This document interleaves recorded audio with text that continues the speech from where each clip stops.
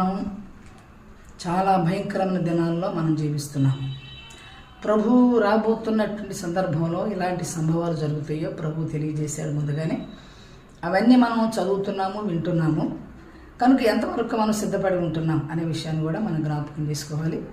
మీకా భక్తుడు తెలియజేస్తున్నాడు, ప్రభు అంటాడు కదా, తానున్న స్థలము విడిచి, ఆయన ఉన్న స్థలాన్ని విడిచి ఆయన రాబోతున్నాడు అని.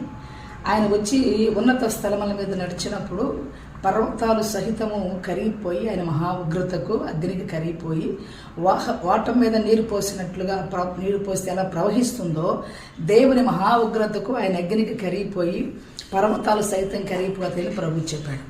అది మీకా భక్తుడు స్పష్టంగా మనకు తెలియజేశాడు. ఇంకా మత్తయి సువార్తలో మనం చూస్తే శిష్యులు అడుగుతారు, ప్రభువా నీ రాకడకు సూచనలు ఏమిటి అడిగినప్పుడు, నా రాకడకు సూచనలు యుద్ధాలు, మరి భూకంపాలు, ఇలాంటి భయంకర పరిస్థితులు జరుగుతాయని ప్రభు చెప్పాడు.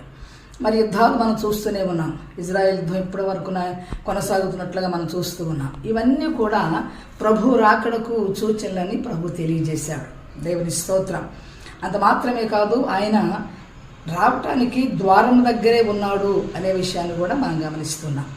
ద్వారం దగ్గర ఉన్నటువంటి వ్యక్తి మన ఇంట్లోనే మనం గమనిస్తే, ద్వారం దాకా వచ్చిన వ్యక్తి బయటికి వెళ్ళాలన్నా లోపలికి రావాలన్నా ఎంతో టైం పట్టదు. కానీ యేసయ్య రావటానికి ద్వారం దగ్గర అన్నీ సిద్ధం చేసుకుని ఉన్నాడు. కానీ ఆయన ప్రేమస్వరూపు కాబట్టి ఆయన రావటానికి ఆలోచిస్తున్నాడు. కాబట్టి ఆయన బయటికి లేకపోతే మధ్యాకాశంగా అడుగు పెట్టడానికి ఆయన అనుకోవటం ఆలస్యం. ఆయన అనుకుంటే ఇవన్నీ జరుగుతాయి అన్నమాట. ఇవన్నీ ఆల్రెడీ సూచనలు జరుగుతూ ఉన్నాయి. యుద్ధాలు, పోరాటాలు జరుగుతున్నాయి. భయంకర యాక్సిడెంట్లు మనం చూస్తూ ఉన్నాం. సాతాను ప్రజల్ని నాశనం చేయటమే వాడు రాజ్యం కట్టుకోవటం.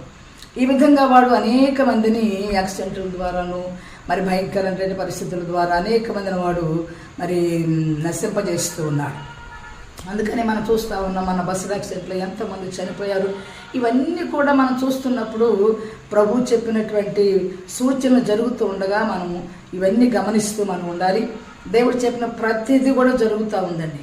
ఎవరి యుద్ధాలు జరుగుతున్నాయి, తుఫాన్లు, భూకంపాలు జరుగుతున్నాయి. ఇవన్నీ చూస్తున్న మన జీవితంలో ప్రభు రాకడకు చూస్తూ అలాగే ఉండమని కాదు, కానీ ప్రభు రాకడలో నిలబడటానికి దేవుని యొక్క సన్నిధిలో మన శక్తిమంతులు ఉండడానికి సిద్ధపడాలని ప్రభు వాక్యం తెలియజేస్తూ ఉంది. ఆమేన్.